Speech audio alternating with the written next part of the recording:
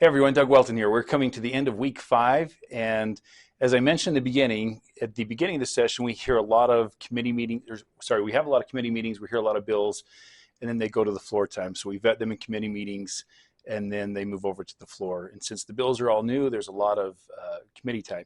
We're now at that point where we're on the downward slide. There's 2 weeks left in the session, and so we are having more and more floor time and less committee time as the bills have already been vetted in the committees.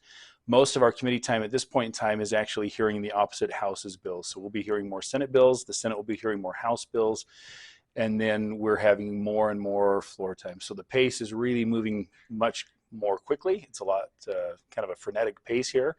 So today, the only time I have will be all floor time today. So do my very best to read all the bills, to stay up on everything. I just on a side note here, I've often asked how I drive back and forth from Payson and keep up with everything, and I tried to do that for the first week of the first session, and 2 hours out of the day made it really hard to read up on the bills and stay on top of things. And so I've been staying at a hotel up here in Salt Lake City, and that's one of the ways that I'm able to read all the bills and keep up on everything that's going on, and I come home on the weekends.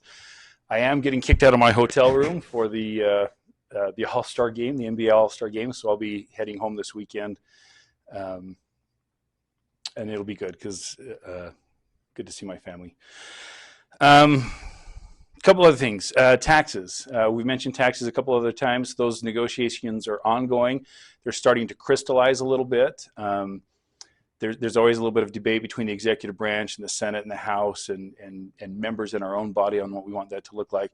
But it's looking more and more like we will have a very large income tax tax break, as well as Social Security tax break. Those are the two ones that I'm very confident will go through. The food tax, there's a little bit of negotiation going on there, and so we'll see where that lands. But that will be coming up. That's still something that we're very much working on and having regular discussions with. A couple of bills that I'm working on. HB 308 was a bill that passed. That is a bill to remove school grading. I can talk about that. I've got an interview that I'll post in the newsletter that has more detailed information on that, but this is a good bill that will be good for parents and teachers and give some more meaningful data to you to drive your decisions.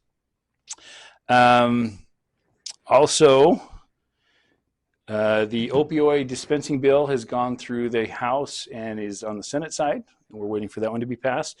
One bill that I passed or that went through the House committee and House floor this week that I'm very proud of is the law enforcement training and recruitment. And this is a bill that will help provide some funds to recruit and train law enforcement